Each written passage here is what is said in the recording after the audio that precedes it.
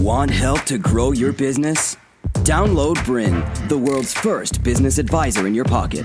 To find out more, visit BRiN.ai or search the App Store today.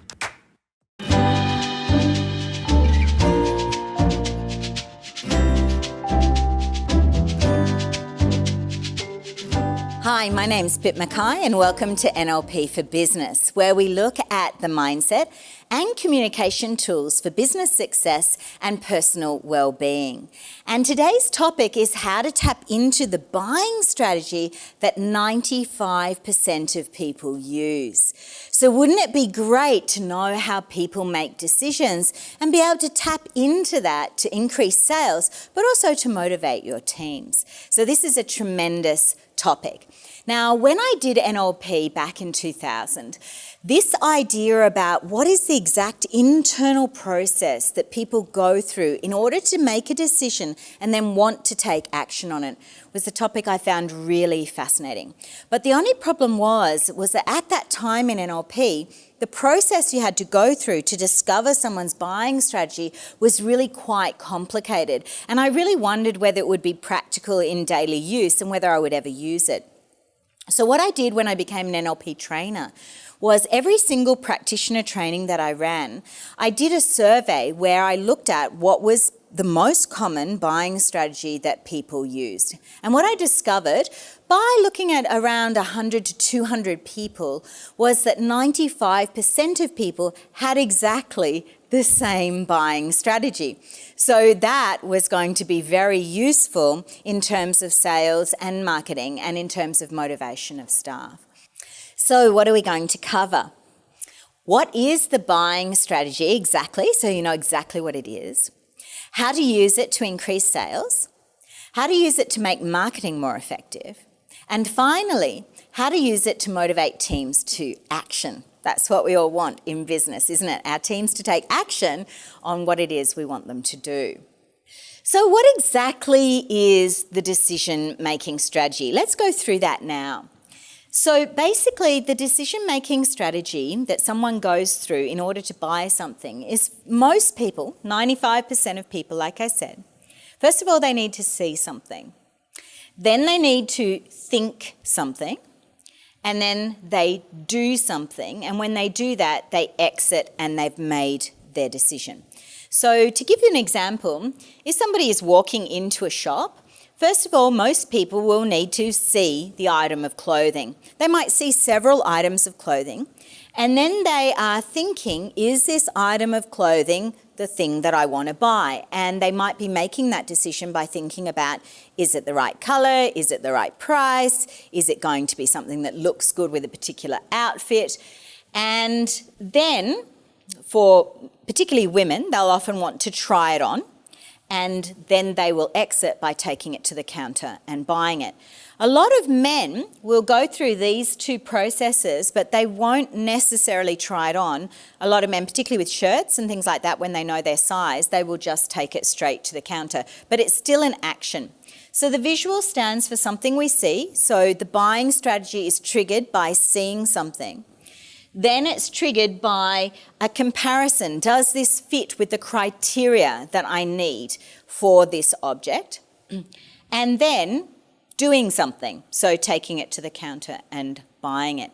So this might seem like I don't get this, I don't really get how this works, but basically what happens is that people are motivated to be interested in something. So that's kind of like window shopping. They're wandering around, they're looking at some windows, they're looking at some cars, they are looking at their house and thinking, gee, things aren't working so well in my house, I need to do some renovations at some point.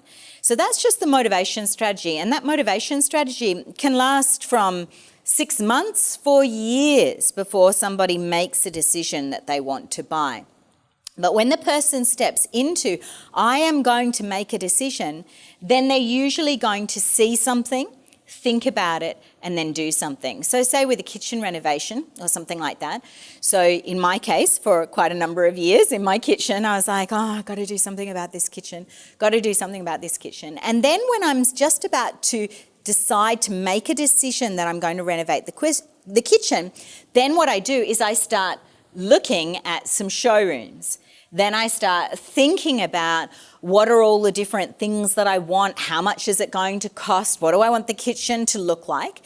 And then I'm going to do something like hire the person that I'm going to use to renovate the kitchen. And in this process here, I may go through a number of people before I'm actually coming out this end and exiting with a decision.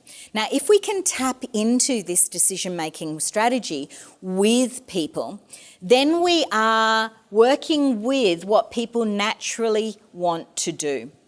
So if I was to show you a proposal and you were able to see that everything in that proposal fits what it is that you need, then we could go ahead and get started. So that's a kind of a way of doing it in a proposal.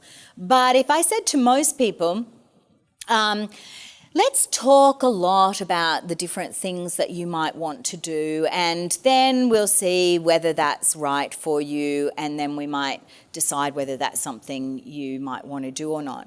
It's completely out of kilter with most people's buying strategy, and they're not going to be able to process what you're saying.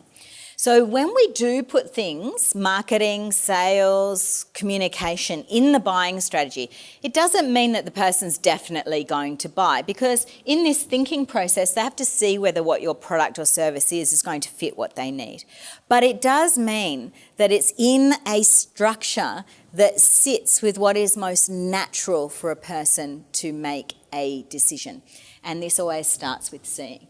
So with a team, if you want to motivate them to follow your vision, you need to paint a picture of the vision first, then look at some of the processes and strategies you're going to use to achieve that vision. That's often called a mission.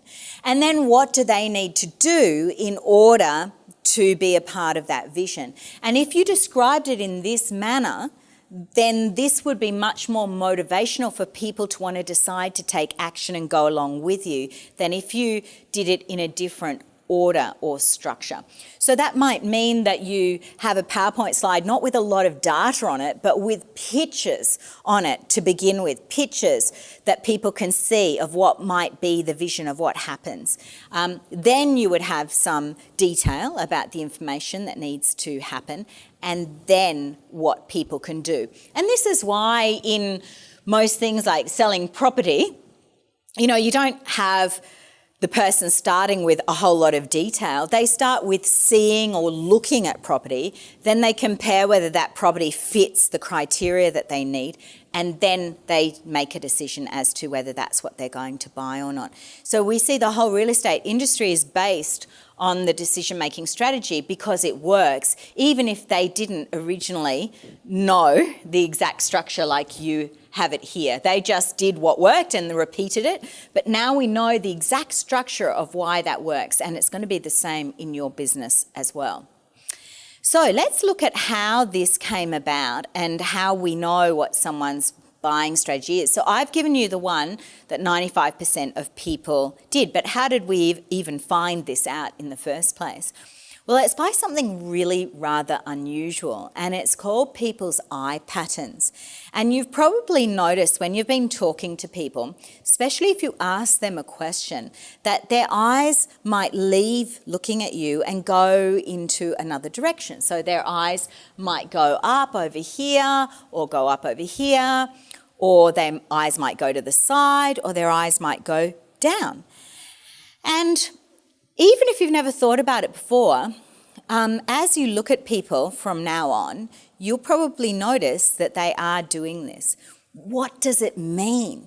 What are they thinking about when their eyes go in different directions?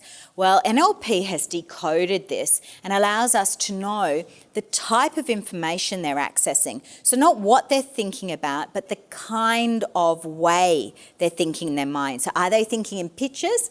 Are they thinking in remembered conversation or imagined conversation? Or are they thinking in feelings, or are they thinking in data? And this is really what these eye patterns show you.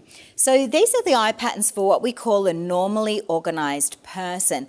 And a normally organised person is usually right-handed, but not always. Especially with baby boomers, often baby boomers were forced to be left-handed when they were children. But for most right-handed people, this is the way that it works. So it starts up here as you're looking at the person. On your right, as you're looking at the person, someone looking up here is remembering visual information. So they might be at Christmas time, if you ask them a question about, what did you do last Christmas?